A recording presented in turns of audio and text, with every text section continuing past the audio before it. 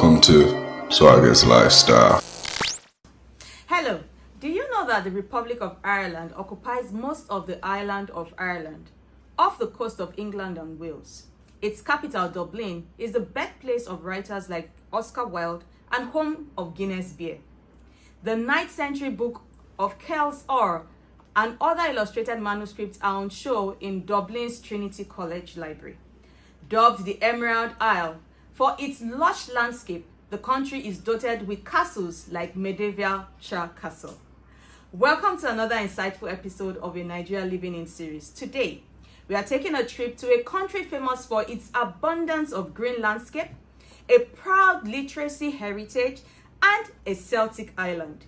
We will be touching down the Republic of Ireland today.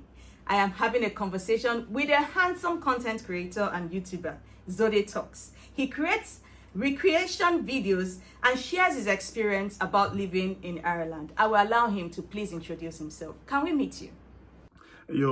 Thank you so much. My name is Zode, and I'm residing in Ireland. I really appreciate you reaching out, and trust me, I don't even know what made you reach out to me, but I really appreciate it. I'm honored, and I thank you for having me on. Thank you so much for honoring our invites and being on the show today. Let's go straight into our conversation. So how did you relocate to Ireland? How many years have you lived in Ireland? Why Ireland? And how were you able to settle down? So I've just been here for a little bit over 2 years, and I came on a joint family visa. So my dad was already here, and my dad and his family were already here, so I just came to join him. That's pretty much it. Oh, that's nice. That's very, very easy for you. So settling down was really, really easy.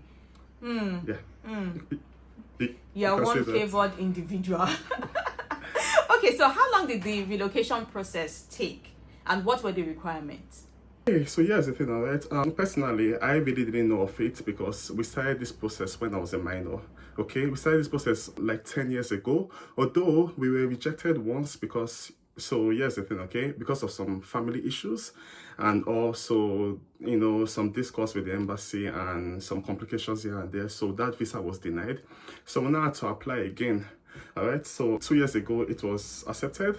Okay, so that's when I came over, but the whole process, the requirements and everything, I didn't handle the process. I wasn't aware of the process because, as I said, I was still a minor then, and this was like 10 years ago. So yeah. What is the best pathway relocating to Ireland, and can you tell us about the Ireland stamp rules? The best route to take while relocating to Ireland, to be honest, I don't think it would be right for me to say that there's the best route, because in the end, to each his own. You can do what works best for you, but there are different routes. There's the studies route, there's the work route, there's the asylum, there's the joint family route. So I won't really say anyone is the best per se, you understand? Yeah, some might be more stressful than others, but yeah, I won't really say there's the best. And the stamp rules, so basically stamps, all right, is just a number put on your residency card or your passport, and this number is sort of gives you an insight on what you can do in the country and what you cannot do or what you are there for, you understand? Yeah, so if you come to Ireland as a student, you're going to be given a stamp 2. When you graduate, you're going to upgrade to a stamp 1G. Okay, if you came here to join family, you're going to be given a stamp 4. Now, these have their own different separate rules. That's just it. For example, now, I'll set an example with the stamp 2, which is a student visa.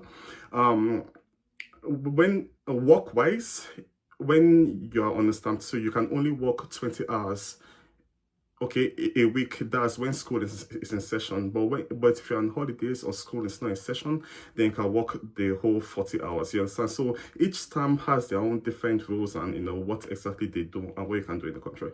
Can you shed more light on the stamp rules? Because you just said for stamp 2 you could work 20 hours. So stamp 1, what is it? Stamp 2, what is it here? So stamp 1 basically is for work, all right? It's for work visas. Let's say a critical work or a general work. All right, then people that come under the under internship, they're given a stamp 1A. Okay, then graduates are given a stamp 1G. Okay, as for the stamp 2, as I said, for students, stamp 3s are given to people that come here on religious volunteer service, or they are given to elderly dependents. Okay, then stamp 4 are given to people that are dependent on an Irish citizen. In my case, because I came under my dad, you understand? So I have a stamp 4. And for stamp 5 and 6, I really hardly hear of them, so I really don't know much about them, to be honest. So you already have a privileged stamp. So with stamp 3, you can't work. So can you work with stamp 1? You cannot work with a stamp 3. You cannot work with a stamp 3, okay? So you can work with a stamp 2, a stamp 4. Can you work with a stamp 1? Yeah, of course, you can work with a stamp 1. So stamp 1, as I said, is like the work permit visa, okay? It's like the work permit stamp. So, of course, you have the critical jobs and you have the general jobs. Of course, you can work, but I think that if you're working under a stamp 1, you must be sponsored. Like, someone has to sponsor you. And that's just it. But, of course, you can work under a stamp 1. Thank you so much for sharing. Oh, you're welcome. So tell us more about Ireland, their history, weather, customs, tradition, currency, economy, ease of doing business. Let's see Ireland through your eyes. Okay, seeing Ireland through my eyes. Well, I'm not living in the capital, which is Dublin. I'm living in Cork. And to be honest with you, Ireland is a very, very beautiful country, you know. And although you may not really know of this because it's always rainy here and it's always, you know, and the weather is always kind of rough. But apart from that, like in the summer like this, or when it's sunny, you can just come out and, you know, observe the place. And it's green, like everywhere it's green. It has, as you said, Greenland in the intro and everything. Like, it's so beautiful. The people are so nice. Like, everyone has been super nice to me since when I came here. It's just basically Ireland. The way I'll put it, it's a breath of fresh air. You know, don't get me wrong, things are not easy here. It's not a utopia or it's not a paradise, you know, but there's just something about it that's so magical and welcoming that makes it feel like home.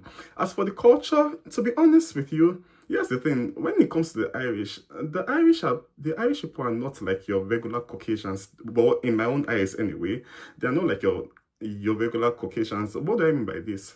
Now, from what I'm seeing so far, I think they are quite like the Africans in a way, in terms of their norm, culture, tradition, the things that they hold dear to them, and so many other things. So yeah, I'm really having a good time here, and I fit in so well. So what's their currency? Their currency is euro. Thank you so much for sharing, because I think I watched one of your videos where you talked about you could have like the 4 different weathers in a day when you're That thing is not a myth, trust me. That thing is true. Like, it can be windy, it can be stormy, it can be sunny, it can be cloudy, all happening in one day. Like, trust me, I've seen it so many times. So over years, like a normal thing for us, you can experience the 4 different weathers in one day. So that's no joke at all. What was your first impression when you arrived Ireland? First impression anyway, cold. Yeah, cold was the first impression. It was so cold and rainy. So yeah, apart from that, it has pretty much not changed. Okay, as I said, the people friendly, everyone good and all. So yeah. Thank you so much for sharing. So how has Ireland's history shaped their current identity? Now, here's the thing, okay? I have to be very, very careful when answering this question because, as I said, I'm new here just 2 years. So I really don't know much about their history, but this is what I'll tell you, okay? The Irish are a very, very strong set of people. Like, they are way stronger than people think they are in terms of, you know, mentally, you know, mental-wise, and everything. Like, these people are a very, very strong, good set of people. And, of course, you can see it from the fact that they were colonized by the British. And also in the 1800s or so, there was a famine that happened, okay, that actually wiped like a huge number of them. So that has sort of, you know, shaped them in a way that they become mentally strong and they sort of appreciate things like farming, vegetation, and, you know, just making sure there's enough resources to go around at any given time. So when you arrived, what were the things that you had to do to settle into the Irish system? So basically the immigration stuff, okay? Have your GNIB card, your stamp, your and some other things. So yeah, I think the very first thing I had to do was to try and get my GNIB card. Yeah, I had to go to the immigration, I had to fill in the whole process and everything.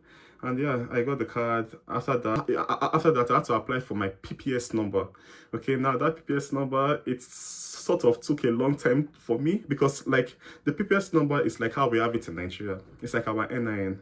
You understand? Yeah. So like if you don't have, but in that over here we take it, okay, as much as I don't like to say it, we take it way serious over here than we take it in Nigeria, because in the sense that everything is linked to your PPS number, you know. You cannot work without it. You cannot have any, like you can literally not do anything without it. So yeah, after I applied for my GNIB card, another thing I had to apply for was my PPS number, and that took a long time and it was so frustrating.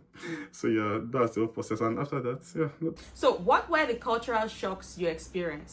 Culture shock that I noticed, and it sort of threw me off. Okay, so basically in Nigeria, we as Nigerians, if you see someone that's having an issue with something, or if you see someone that is in pain or something, our first instinct is to tell the person sorry, whether we caused it or not. You understand? Yeah, but like over here, when you tell someone sorry, it's like they'll ask you why you're telling them sorry.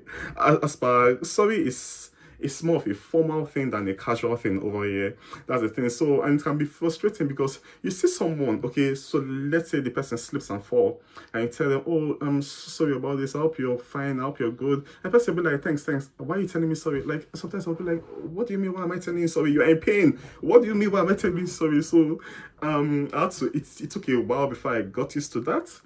Another culture shock is the fact that English and Irish are the two major languages here, right? But for some reasons, every county has its own accent. Till today, I've never understood how that works. I don't know why it works the way it does. Because let's face it, we Nigerians, as Nigerians, Nigeria is highly diverse in the sense that you have many languages, and also if you see a Nigerian, or if you see Nigerians having different accents, it's sort of understandable because we don't even speak the same language. But over here, that Irish and English are the two major languages, the variation in accent is something I've never understood till date, because I'm just like, okay, why do you have a different accent when you all speak the same language, basically? So yeah, if you guys have any plans on coming to Ireland, just know that the accents are different everywhere. Like Dublin accent is different from Cork accent, different from Waterford accent, and the rest. So yeah. Another thing is that over here, it's like the place gets secret. So basically, Ireland is like a safe country. Okay, so that being said, most of them don't have this zeal to be security conscious. So don't be surprised if you just see someone just walk into their home without, you know, unlocking it or something. So basically, some of them even sleep that way, and it will shock you. And also down to how they even act. So basically, this is what I will say, okay? If you tell someone something around here, if you don't want the person to know about it, specify to the person that you don't want any other person knowing about it. Like, just tell them it's for your ears only. Because what I've noticed here is that they just feel it's okay to just, you know, share things even when it's a good news. And personally, I'm of the opinion that not everything should be shared, even if it's a good news. So it's like most of them don't really think of things that way, and, you know, they just, you know, go on oversharing.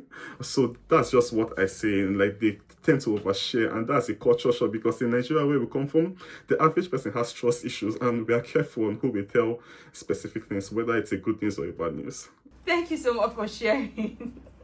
Thank you so much for sharing. And I think in one of the video you said, learn to share without oversharing. I think that was how you put it. Yeah. Okay, yeah, like, it's like you've really done your research, because I did a video about this recently. Yes, you did. Okay, and I watched it. Yeah. Thank you for watching, by the way. I truly appreciate please, that. you all should follow him and watch his videos. They are very, very, they are very funny, because I like how you start your intro. Sorry, I'm just coming back. I was chasing a frog or something like that. Like, what? I'm always apologizing because I'm always dropping videos. Please. Yeah, you're always chasing either a chicken or something had an issue. It's just so funny.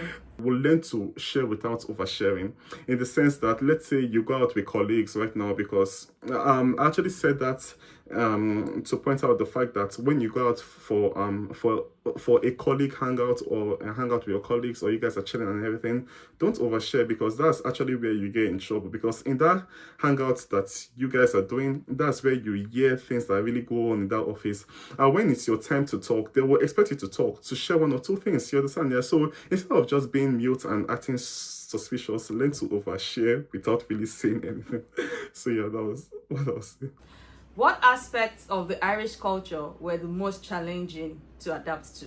I don't think there was anything that was hard for me to adapt to, because I pretty much I adapt pretty much fast and find myself. As I said earlier on, I noticed a lot of similarities with them and the Africans. So that being said, to be honest with you, there was really nothing that was truly challenging for me to adapt to. So you mentioned that there's similarity between the Irish culture and the African culture. Can you share some of the similarities? Okay, the Irish culture and the African culture, in sense that, okay, so here's the thing, okay, I feel to an extent we as Nigerians, or rather African people, have this mentality about white people that they are uncultured, no respect, do things anyhow and everything. In the Irish home, respect is order, you understand? Yeah, like they have a serious, like they really respect themselves, all right?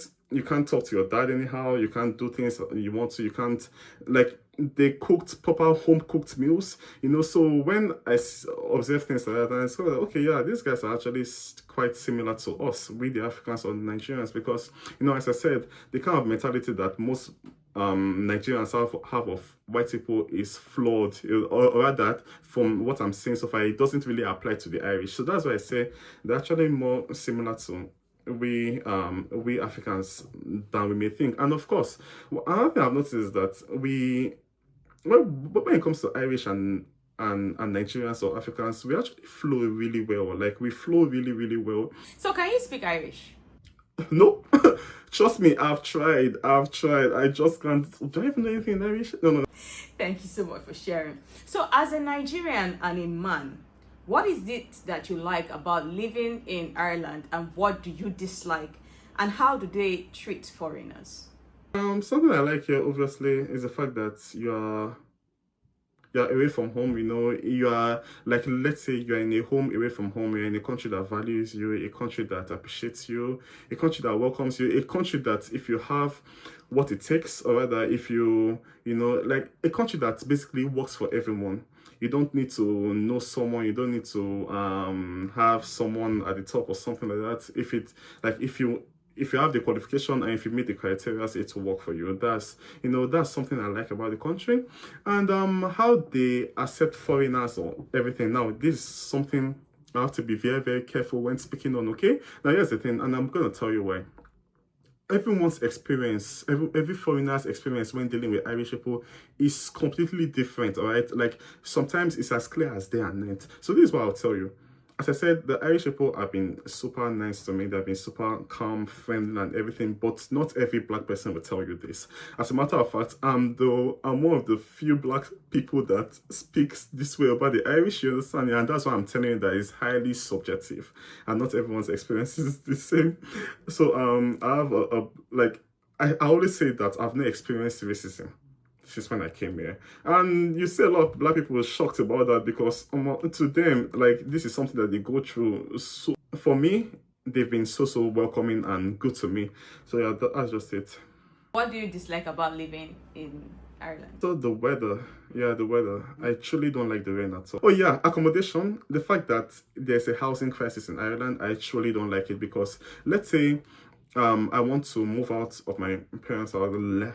Like, let's say I want to go rent, I have to go get a shared apartment. Like, I have to go rent in a shared apartment. Do you understand? Like, with other people that you know absolutely nothing about. And it's not really nice, because let's say if you want to go for a studio apartment, or how we say it in Nigeria, if you want to go for a 1-bedroom or a self-contained, first of all, you may not even see it to rent. And again, like, it will be so ridiculously expensive. So for example, now in Dublin, a studio apartment can go for, let's say, 2,100. You understand? Yeah. Now, here's the thing. The minimum wage here per annum is about 26,000. Even if you were earning 30,000 annually, you won't be able to afford that rent. So you can see how hard it can be, yeah? Like, the housing crisis is so disturbing, especially for people that want to, move out. And that's why you see a lot of people still, a lot of people still in the bedroom that basically they grew up in. So it's a very, very common thing, and it's can be quite annoying. Thank you so much for sharing. So what is the work environment like for foreigners and for Nigerians? A nice employee that knows 70% of the job is more likely to be promoted than a rude employee that knows 100% of the job. Like the way they appreciate nice people over here, as opposed to where it is in Nigeria, or how we have it in Nigeria, that if you're nice or not, no one cares. Just know how to do your job and you proceed, or you'll be giving your flowers or whatever. But over here, they appreciate nice people. So yeah, the workspace is truly nice because of course everyone wants to be seen as a nice person, and everyone wants to, go up and up. So yeah, that's just basically it. It's pretty much chilled. Just respect yourself, mind your business, and you're gonna be just fine. Thank you so much. So what is their traditional staple food? They have this thing called Irish stew. It's made with loads of beef, potatoes, veggies like carrots and the rest, and some use Guinness. Guinness to make stew to eat. So yeah. Okay. I'm dead serious. Okay. I'm dead serious. So yeah. So what is Ireland famous and best known for? Our drinking culture, the Guinness, that's what we are known for. And of course, music is really, really good. Just easy going people that love the pub and love a good time. Thank you so much for sharing. So, how has living in Ireland shaped your identity as a Nigerian, and how do you maintain your cultural identity? And living in Ireland has shaped me in so many ways. For example, I'm an impatient person by nature. All right, I'm an impatient person, but living in Ireland will humble you. Jesus Christ, Ireland will humble you. Ireland is going to humble you. Like if you guys plan coming to Ireland, just learn how to be patient from the airport, because Ireland will humble you. Like they say, waiting list for this, waiting list for that, waiting list for this, waiting list for that. Like everything basically you have to be put on a waiting list, and it can be so annoying because this is something that you can just do for me now, or rather that's how I see it anyway. So basically, I'll say that Ireland has shaped me to be, patient and calm. Let me just put it that way. And of course, yeah, that's how Ireland has shaped me. And of course, definitely, if you're coming to the island, it will teach you a bit how to be politically correct, because as I said, it's a very, very diverse, not just by their own people, but by people from, every race, culture, tradition, creed, walks of life and everything. So it will teach you to be politically correct in the sense that you know what to say, you know how to say it, how you can act. So how do you maintain your Nigerian identity? I maintain my Nigerian identity by realizing that I'll always be Nigerian first. As crazy as things appear to be in Nigeria, I can't deny the fact that it's home, and I love my home. Yeah. So that's how I always maintain it. I always check up on, my people back home. I make sure that if I can, I go back home. Yeah, that's just it. That's how I change. And of course, my accent. I know that definitely, no matter how many years I stay in Ireland, even if I should get my... You're not going to change the Nigerian... Exactly what I was going to, you're just reading my mind. No matter how many years I stay in Ireland, I'll always be Nigerian first, and I don't want my Nigerian accent to change, because some people already are like, so then your accent is changing gradually. Like, let's say I call my friends or my cousins, I'll be like, so that your accent is changing somehow. So I actually try to sound more Nigerian than I normally sound, because I don't want it to change. And also because what I've noticed is that some Nigerians, when they come here, the first thing that they do, and I find this very, very irritating, is to switch accents. All right, so how does work-life balance in Ireland compare to Nigeria? That's really, really a good question, and this is what I will always say. So basically, when I was working in Nigeria, in the places that I worked in, I enjoyed working there, you understand, yeah? Not necessarily because I loved the job to an insane level, but because I always... So basically, anytime I'm in a place, I'm working, or I have to be always constant in a place, I look forward to the people and not necessarily the job. So that being said, it makes me more productive. It creates this sort of fun work environment, it makes me, because here's the thing, okay, if I'm just coming there strictly for the work, I'll just be looking at the time, can this day go faster and everything. So the places that I worked in Nigeria, I'll be at work today, and I cannot wait to come to work the following day. So that's how I like to have fun while I work, you understand? But over here, a work or rather, a fun workplace is not. It's not really seen, to be honest. That's easily seen. Like you just can't find it. Definitely, we know that the whole essence of work is to work basically and to be professional. But still, you know, they are always so overly professional. Let me just put it that way. Like they are overly professional in their work space. So the work life space over here, to be honest, I really it's sort of strict, rigid, and stiff. Let me just put it that way. If you're at work, you're at work. If you're not, if you're not at work, forget about it and let it go. That's just it. So that's how I say it. So what are the success stories in Ireland that can be replicated in Nigeria? Okay, as I said, Ireland is a kind of place that it works for everyone, no matter of who you know or who you don't know. You understand, yeah? So I feel that kind of thing should be replicated in Nigeria because you don't have to know anyone to be someone, and that thing is so irritating between Nigerians because it's like once you know someone, whether you qualify for it or not, it truly does not concern them, and this is why we have a lot of confusion or people in power that they don't even know what to do or when they get there. So if you can replicate that, yeah, it's going to be very, very good. Thank you for that. So what can the Irish learn from Nigerians? Food. But to be fair though, like they're always curious about being Nigerians, and they always want to learn from being Nigerians. For example, our jollof rice, they've heard a lot about our jollof rice and all. Back when I was working, like my first job, I saw this Korean, and she was like, "Are you Nigerian?" I was like, "Yeah, I'm Nigerian." So, I'm like, what the hell? like trust me, like to be fair, like they're always curious about being Nigerians, and they're always willing to learn from being Nigerians. So yeah.